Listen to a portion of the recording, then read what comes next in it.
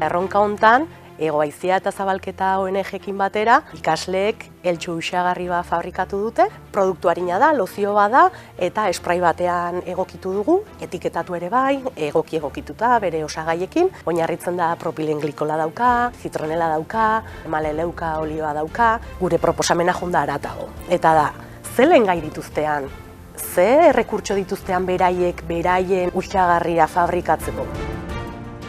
Beraiek adibidez zituzten gauza batzuk zituztenak aldatu, adibidez zitronela edo eukaliptoa con una infusión de ruda. Realitatea da, ez gerala industria farmazeutikoa, ez kosmetikoa, eta printzipio aktiboekin ezin dugu lan egin, ez geralako, ez dauzkagu segurtasun neurria.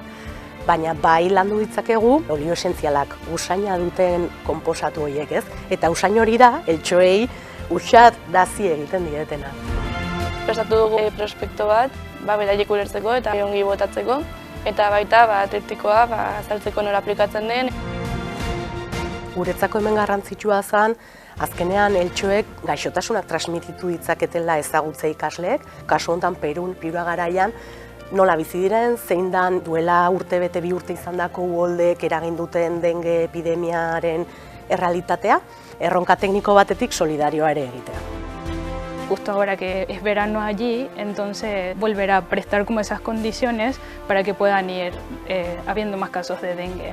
El contexto en sí es precario, hay mucha cantidad de gente en pobreza y también en pobreza extrema que se vieron afectadas por todos estos cambios que se produjeron de un día para otro. Acceder a estos productos que sí se fabrican a nivel de mercado de grandes empresas y eso es muy costoso.